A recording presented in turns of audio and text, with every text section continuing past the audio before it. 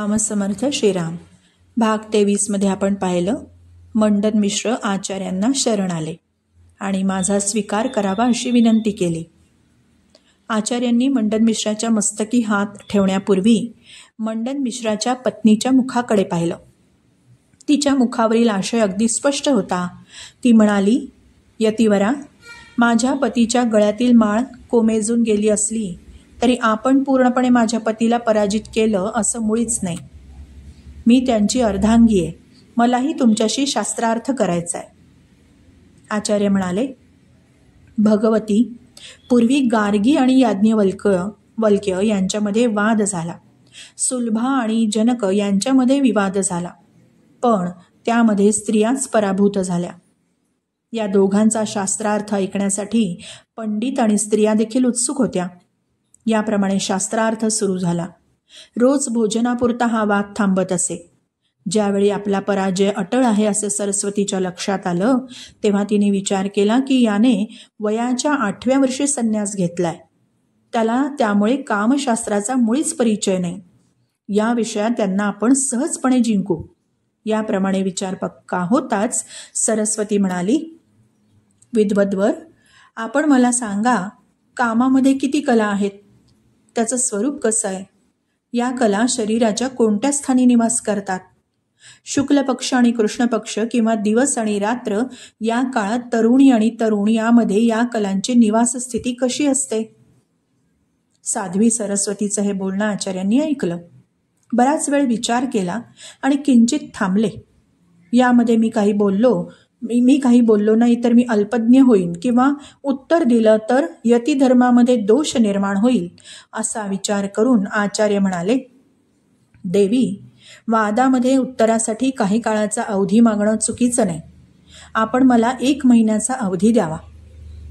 सरस्वतीने आचार्यांच्या या विनवणीचा स्वीकार केला. या विनंतीचा स्वीकार होताच आचार्य तिथून निघाले. शिष्य परिवार बरोबर घेतला आणि तेथून निघाले ते आपल्या मनाने सर्वत्र फिरले. एके ठिकाणी दिसलं की स्त्रिया शोक करतायत. काही लोक त्यांना धीर देत आहेत. मंत्री अस्वस्थ आहेत. मध्ये एक अलंकृत प्रेत आहे. ते प्रेत एका राजाचं होतं. त्याचं नाव होतं अमरुक. तो जंगलात शिकार करण्यासाठी गेला होता. एका झाडावर बसून सावजाचा शोध घेत होता. मध्यरात्रीच्या सुमाराला त्याला झोप येऊ लागली. तो झाडावरून खाली पडला आणि मूर्छित झाला. त्याच्या सेवकांनी त्याला राजवाड्यात आणलं, पण उपचारापूर्वी त्याचं निधन झालं. आचार्यांनी हे पाहिलं आणि ते पद्मपादाला म्हणाले, पद्मपाद, ज्याच्या भोवती वैभव आणि सौंदर्यवती स्त्रियांचा गराडा होता तो अमरुक राजा आत्ताच मरण पावलाय. मला वाटतं मी या मृत राजाच्या शरीरात प्रवेश करून त्याच्या पुत्राला राज्याभिषेक करून परत यावं. या राजाच्या विलासिनी स्त्रियांचे कामभाव आणि कामक्रीडा पाहण्याची माझी इच्छा आहे.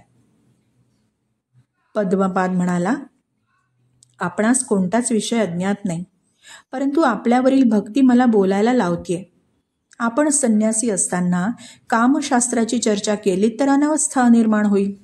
अगोदरच संन्यासी अवस्था तितकीशी प्रभावी राहिलेली नाही. अशा वेळी आपण कामशास्त्राची चर्चा करून त्यामध्ये आणखीन भर घालू नये. वत्सा, तुझं बोलणं अगदी उचित आहे. शास्त्र शुद्ध आहे. पण एक गोष्ट लक्षात घे, गोपींच्या बरोबर अनेक क्रीडा करून सुद्धा भगवान श्रीकृष्णांना कामवासना उत्पन्न झाली नाही. त्याप्रमाणे आसक्त शून्य माणसाच्या हृदयामध्ये काम निर्माण होत नाही. वेदांताचं अध्ययन करणारा आश्रमहीन, वर्णातीत, जातीशून्य मनुष्य एकमेव आत्म्याला जाणतो. असा मनुष्य विधिविधानाचा दास बनत नाही. असं बोलून आचार्य एका डोंगरातील गुहेच्या दिशेने चालू लागले. त्या ठिकाणी गेल्यावर ते शिष्यांना म्हणाले, ही एक उत्तम गुंफा आहे. तिच्या भोवती हिरवीगार वनश्री आहे. जवळच पाण्याचा प्रवाह आहे.